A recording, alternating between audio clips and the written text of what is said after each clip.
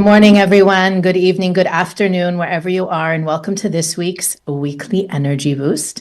My name is Elisheva, and I am here with Eitan today to talk about embracing vulnerability, transforming fear into power. And we've been speaking these last few weeks about the unique windows in time that are made available to us throughout the month of Libra to create a foundation, a framework for an expansive and limitless year.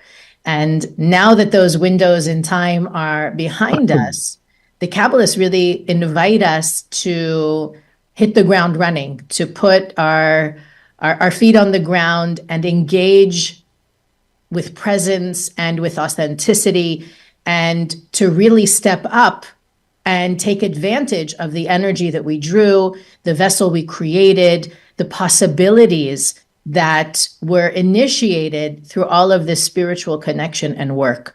And so this week, we're looking at perhaps one of the aspects of the human condition that are often seen as weakness, how to use that power to live more, not only authentically, but more in our purpose and more with guidance and direction. Weekly Energy Boost is a 7-day spiritual weather forecast where we provide our listeners with the most powerful and practical tools to navigate the coming 7 days through the teachings and wisdom and tools of Kabbalah, so that every week's conversation lends itself not only to the work of this week, but really to any day of the year, any week of your life. And as we wind down the month of Libra, which the new moon is actually this coming weekend, and we want to make everyone aware of the opportunity of that as well. How can we take advantage of this opening to really go above and beyond what's comfortable, what feels safe, what is predictable, what I can control, for real growth and transformation? So Eitan, I want to know, at least from your point of view or from your experience, what does vulnerability mean in context of spiritual growth? I think anytime that we are talking about spiritual growth, we are talking about letting go of the control of my logic, letting go of my own limited plan of I will be safe, and having a greater trust and surrender to the plan of the Creator, to the protection of the Creator, to the blessings of the Creator. So we all have a heart, and our heart, according to the Zohar, is the channel that called desire. So basically, through our heart, we're supposed to desire the energy of the Creator, and it should be channeled through our heart.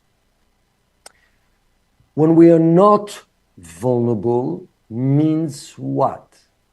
That I'm trying to protect my heart, myself, from being hurt. And actually what I'm trying to really protect is my own ego. And when I'm trying to protect my own ego, I'm investing in my own ego. And as a result, I'm not really going to be a channel to attract the blessings from the Creator. And I'm not going to be a channel actually to be the conduit with inspiration. So I can share a personal story about my life, major junction in my life. So I went through a divorce process in the end of 2014. That's when it started, and then maybe 2016. And that process was very painful.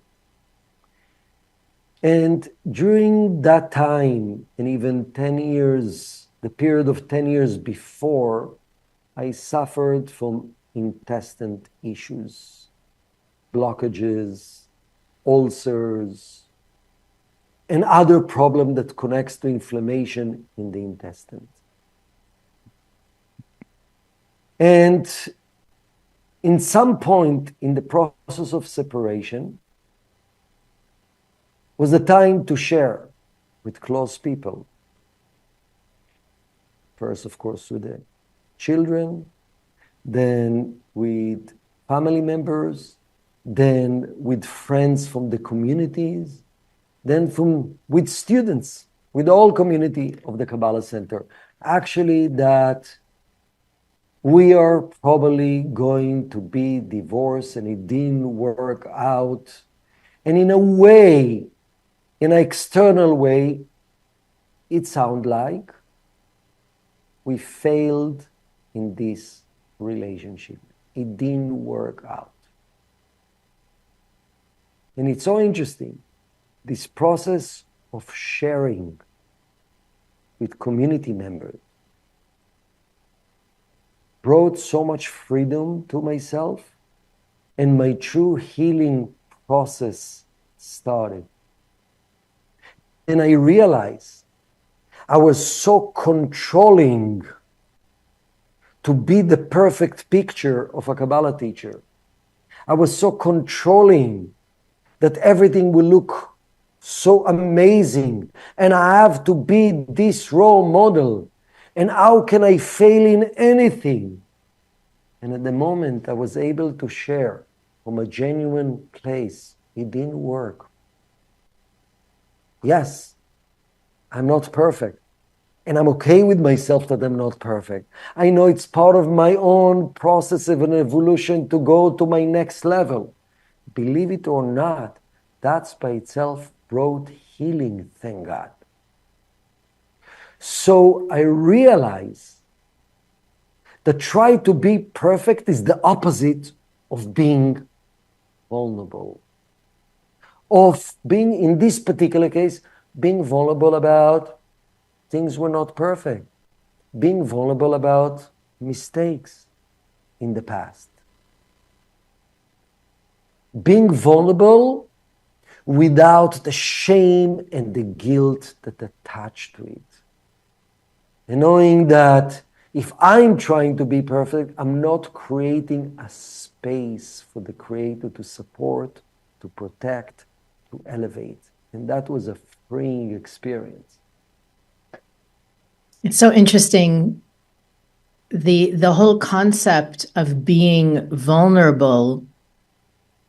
For whatever reason, we have that perception, and I'm in what you were sharing, I could hear, and it really resonated with me, that there is a risk or a danger in exposing the truth or the authenticity or the core of who we are. And I always think about, when I think about the words vulnerability, authenticity, it's so, on one hand, you hear it everywhere, but on the other hand, to truly embody it, I always think about Karen Berg even has a book called Simple Light, that the light is simple. And in that quest to seem perfect, to seem strong, to seem like I have it all together or I know it all, it's so complicated. You can't remember what you said and who you said it to and how to maintain the image and control. All of the things that complicate our story and our lives are the opposite of authenticity. And one of the main teachings that we share in Kabbalah 1 is that in order to reveal more of the light of the Creator in our lives, we have to act more like the light of the Creator in our lives. So for me, if the light is simple, that's the cue I take. When I start to get complicated and stories and how am I going to, and what's the story, how am I going to respond? And I'm creating a narrative that isn't real because I'm afraid for some reason to be real. I know it's time to pause, to stop the presses, and to really be in touch with simplicity to the truth that's inside. Like you said, there is a relief that comes from dropping the stories, the costume, the narrative, maintaining appearances, and genuinely saying, I'm I don't want to. It doesn't feel aligned. And it happened to me not long ago. It's funny. I didn't think about the connection before, but one of our colleagues invited me to participate in a really unique opportunity. And for me personally, I love creating new things, investing, putting ideas, and I love bringing great minds together to create something new. And the more meetings we had about it, the more it didn't sit right with me. And I said, maybe it's okay that I'm uncomfortable with it. Maybe it's okay that I'm not excited anymore. I'm not so passionate. I'm kind of not looking forward to the meetings anymore.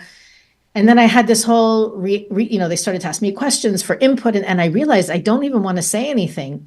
And so I had that realization that maybe the reason, it came to me, and I don't have to say yes to everything, which is a whole other issue, is that maybe it's not for me. Maybe it's not part of my soul's journey, and I don't need to put my time and my energy in it. And by saying it, and I was so nervous about saying it, disappointing everyone, at some point I just said, listen, I just have this feeling that it's not for me anymore. And if I can find another way to contribute, if you need me, whatever, I'm here, but I can't come to the meetings anymore, and I don't want to present in the final event. And you know what the answer was? Great, no problem. Thanks for your help. Like, in my mind, I was letting down the world, and how could I not? But the being vulnerable and saying I don't feel alignment with it was not only for me. And that was part of the realization that I went through in this process was, if I'm going to show up inauthentically because I have to, because I said I would, because I don't want to let anybody down, that's not like the light. The light is simple. The light is pure. The light is clean. The light is not calculating. There's no, I'm going to pretend, or I'm going to maintain. And it's simple. And the moment that you shed all of the complicated layers and you get to the core, to what it is that you're experiencing or feeling, the truth comes out. And honestly, it was probably a relief for everybody else participating too, because what's worse than being on a team with somebody who's uninspired and unenthusiastic and not fully present? So I feel that part of the excitement, for me at least, about this week is to take all that energy that we drew in the last few weeks and create a capacity or a possibility for infinite opportunities, infinite possibilities, even things I can't even imagine that I'd be capable of or that I can do, but that the key factor is going to be that I'm true. It's connected to my authentic self, which is the unique way that the light expresses itself through me. It's not about other people. So that's something that I'm very excited to do, especially to use this week to create. I think for me, it's not only using my imagination to create possibility, but also meditating, asking, letting the universe know I'm open. I want guidance. I want to expose myself to new possibilities, new opportunities, and to stay open at the same time that I'm connected to what's important to me and what I value and what resonates with me. Got it. Yeah. I think it's essential. I just want to make sure that we talk about what does it mean practically, because I think we're talking in very big picture ways of, taking risks and being vulnerable. I want to make sure that we get to, in the time that we have left, more practical steps we can take to embrace vulnerability in the day-to-day. So I think the way I see moments or junction and opportunities to embrace vulnerability is every time I'm trying to overprotect myself instead of trusting the Creator, that's cue for me to be vulnerable. So let's give different examples, okay? This portion of the week, it's portion Noach. It's the story how the whole world reached a level of collective negative energy that brought about the flood, and only Noach and his family members and pair from each animal were protected. The Zohar, in this weekly portion, tells us there's a huge difference between Noach and Moses. When the Creator told Moses, the negativity that the Israelites created with the sin of the golden calf gonna cause all of them to die. What did Moses say? He didn't say, okay, God, I'm surrendering, whatever you say. He actually fought. He's saying, no way. Erase me from your book. He went all the way. And in this particular case, you need to be vulnerable. You need to be willing to fight for something deep inside in your heart. You have a tremendous desire to share, even if God said so, even if the doctor said so. I'm willing to do everything. When Noach told God, okay, God, the whole world gonna be perished. So the Zohar say, Noach was lacking this willingness to fight all the way, because sometimes it is easier to be obedient. Okay, I'll do what you ask me to do. I'm a good guy. So this is an example. Why are you a good guy and you're obedient? Because you really want to do the best for the all and you're authentic with your soul?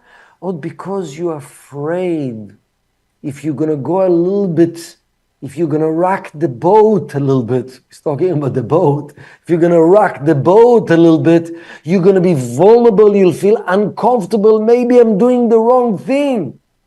So this is another example. Sometimes, when in your gut and in the depth of your heart it feels right, fight for something that you believe in, even though initially it's not popular. That's another practical way to be vulnerable. I can tell you what is not to be vulnerable. If you're opening up with every human being that comes your way about your problems and about your marital issues and about your kids, which they are not real friends, you're just needy for some attention, that's not the true directions of being vulnerable and letting the light in. It's funny, as you're talking, I remembered another teaching related to this week from the Kabbalists about the difference between Noach and Moshe, is that Noach had great trust in the Creator, but he didn't trust himself. And I think that that's also connected to the topic of vulnerability, because one of the reasons I think we hesitate to share our deepest selves with other people is because we're afraid to get hurt. We're afraid to be judged. We're afraid to be rejected. And the trust in, I know God has my back. It's maybe easier to say than I know I trust my heart. I know I trust that even if there is pain or rejection or hurt, it's also for my best, that it's all stages in the journey.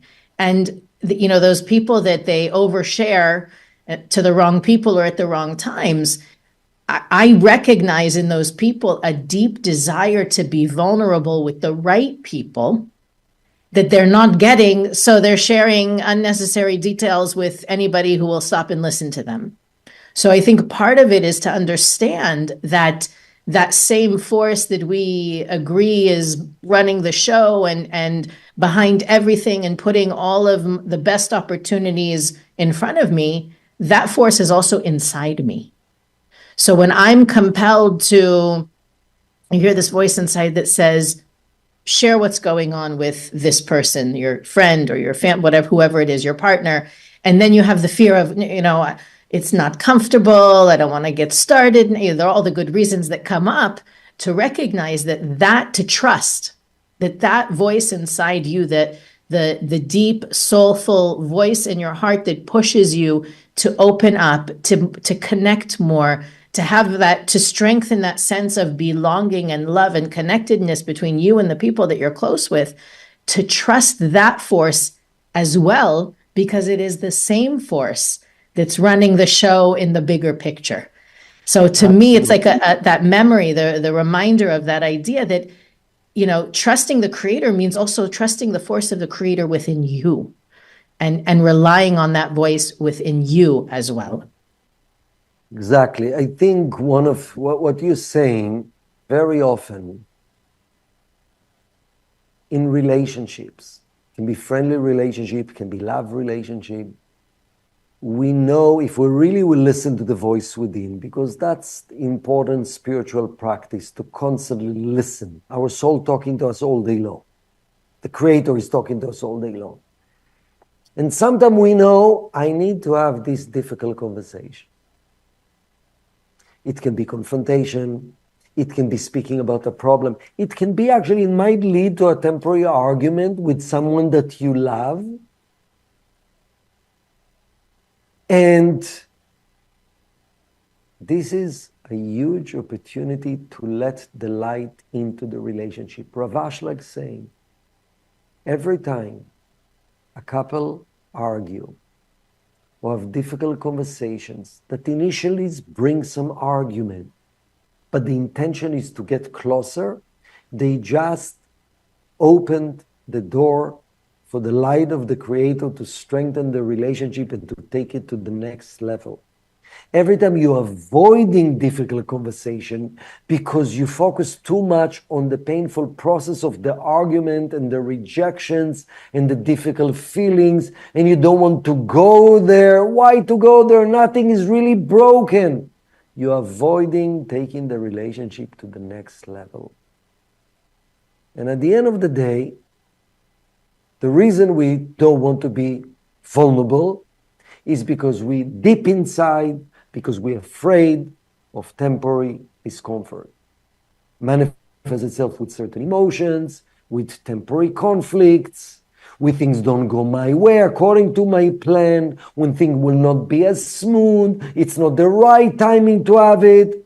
And the other way is, if that's what my gut tells me now, it's important, I'm not sure where it will take us, but the fact that it's uncomfortable, it's actually surrendering to the plan of the light.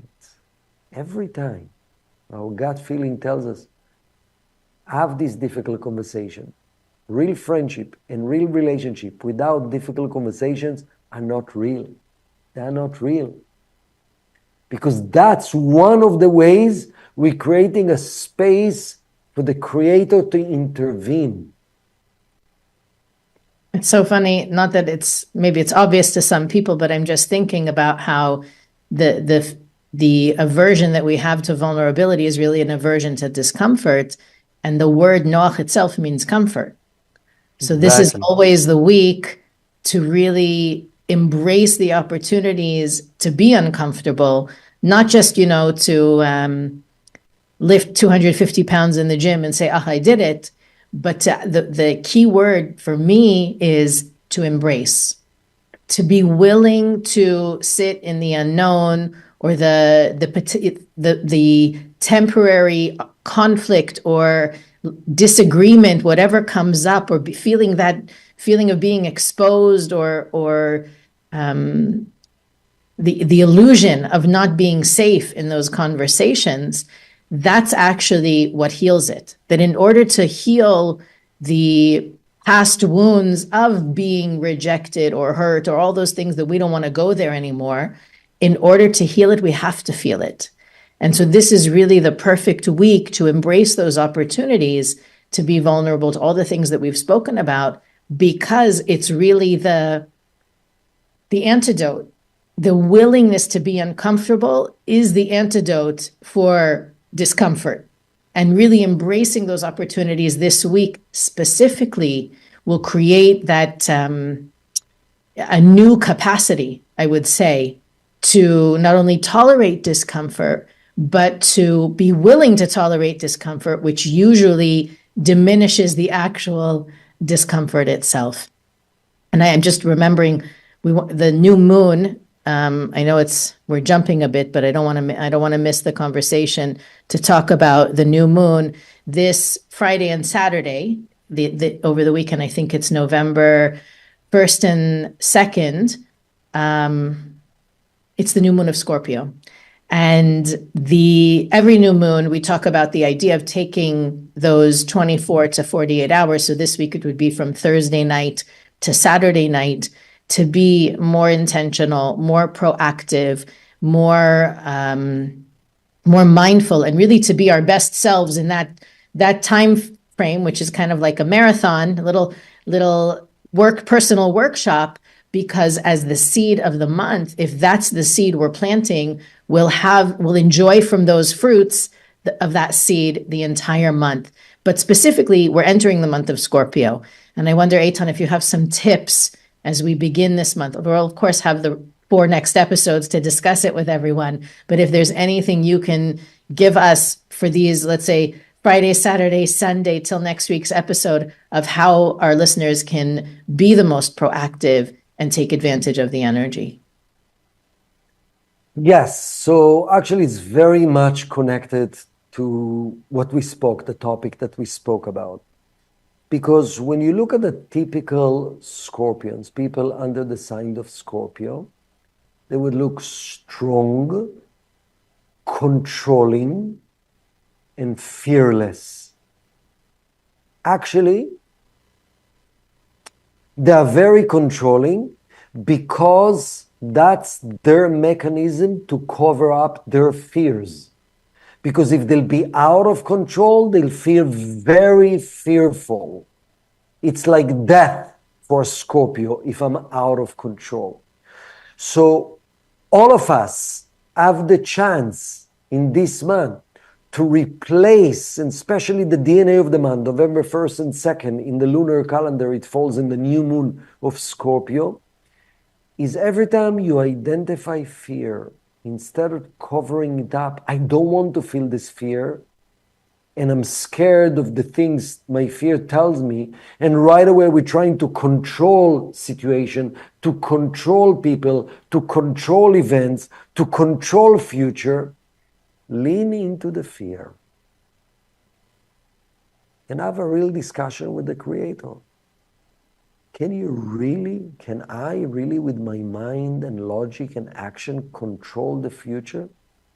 The way for me to control really the future is, when I feel fear, is to know I need you, the Creator. Please help me to surrender to this moment and to know that you're with me.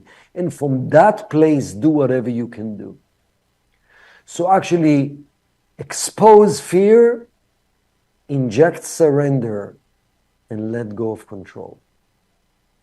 Perfect. I think that's a great place to end this week's episode. We'll see you guys next week. But of course, if you're looking for additional content, more support, more engagement around every week's topic on Weekly Energy Boost, you can follow us on Facebook, Instagram, or YouTube. You can also visit our website, weeklyenergyboost.com, where you not only have our archives, you can send us a message. You can also click the donate button and support our podcast. But as always, we want to encourage you to share this episode with everyone you know who needs to lean into vulnerability, as well as rate and review wherever you're listening. And we'll see you next week on the Weekly Energy Boost.